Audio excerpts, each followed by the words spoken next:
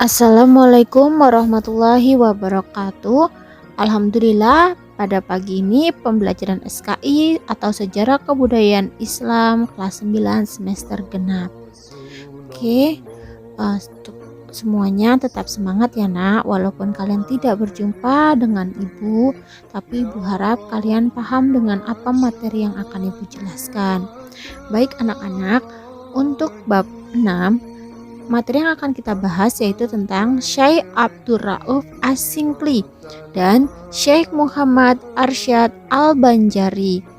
Ada di buku paket halaman 108. Kalian buka ya. Baik anak-anak, sebelum kita mulai pembelajaran, kita berdoa dulu. Bismillahirrahmanirrahim.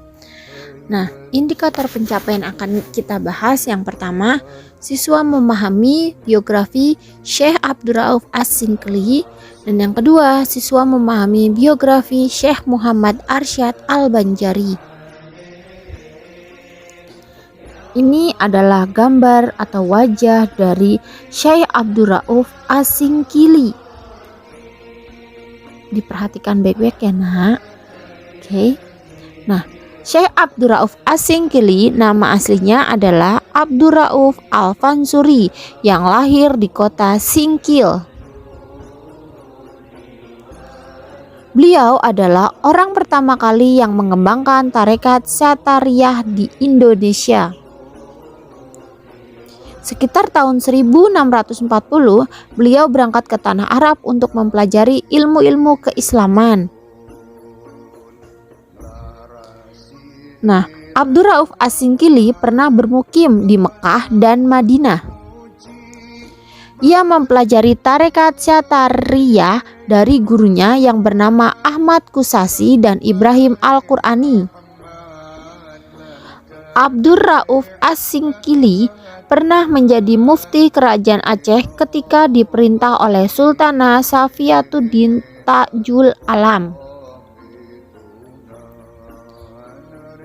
Karya Abdurrauf As-Singkili memiliki sekitar 21 karya dalam bentuk kitab-kitab tafsir, hadis, fikih, dan tasawuf. Beberapa karyanya diantaranya: 1. Kitab tafsir yang berjudul Turjuman Al-Mustafid, terjemah pemberi faedah, yakni merupakan kitab tafsir pertama yang dihasilkan di Indonesia. Ini adalah kitab yang pertama kali. Selanjutnya, yang kedua yaitu Umdat Al-Muhtajin, yaitu karya terpenting yang ditulis oleh Abdurrauf As-Singkili. Buku ini terdiri dari 7 bab yang memuat tentang zikir, sifat Allah dan Rasul-Nya, serta asal-usul ajaran mistik. Pada pembahasan di bab terakhir, beliau menceritakan tentang riwayat hidupnya dan gurunya. Yang ketiga yaitu Mir'at At-Tulab fi Tahsil Ma'rifah Ahkam Asy-Syariah Lil Al-Malik Al-Wahhab, cermin bagi penuntut ilmu fikih untuk memudahkan mengenal segala hukum syariat.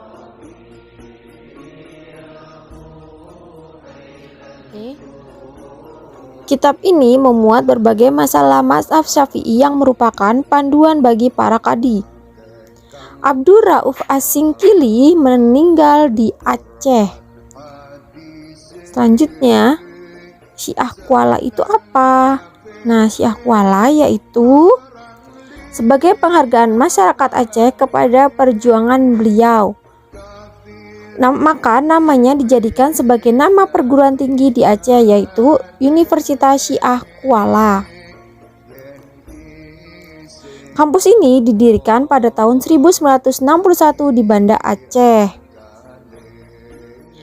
Pembahasan yang kedua yaitu Syekh Muhammad Arsyad Al-Banjari. Ini adalah foto profilnya beliau. Syekh Muhammad Arsyad Al-Banjari lahir di Lok Gabang, Martapura, Kalimantan Selatan pada tahun 1710. Nah, itu adalah gambar wajah dari Arsyad Al-Banjari. Beliau lahir dari pasangan Abdullah dan Siti Aminah.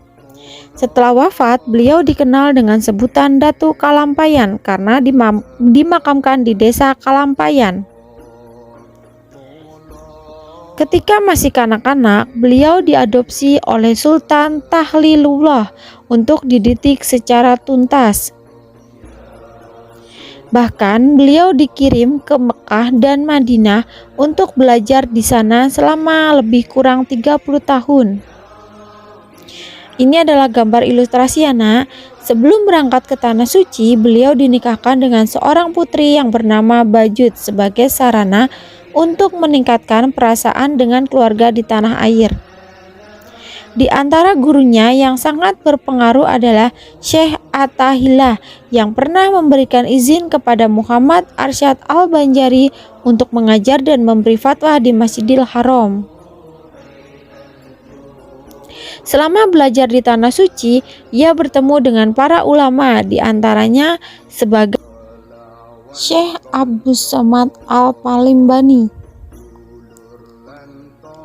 Abdul Wahab Bugis dari Makassar yang kemudian menjadi menantunya yang dinikahkan dengan Syarifah binti Muhammad Arsyad Al-Banjari.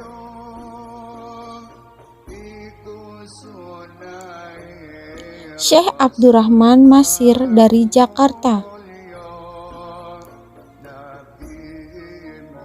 Langkah pertama yang dilakukan Syekh Muhammad Arsyad Al-Banjari sekembalinya dari belajar di Tanah Suci adalah membina kader-kader ulama.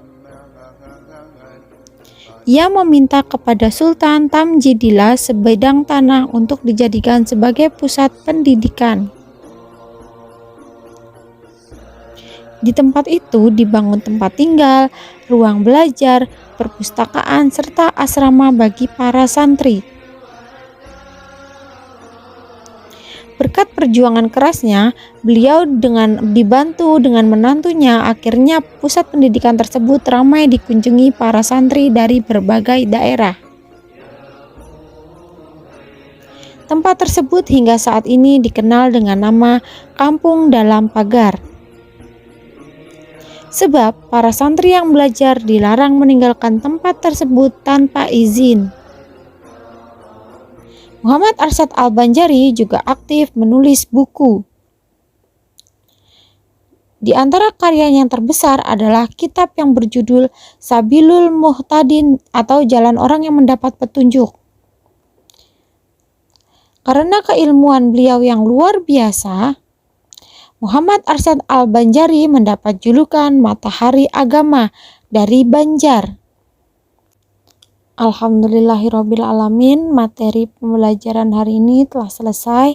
Ibu akhiri pembelajaran ini dengan mengucapkan hamdalah. Wassalamualaikum warahmatullahi wabarakatuh.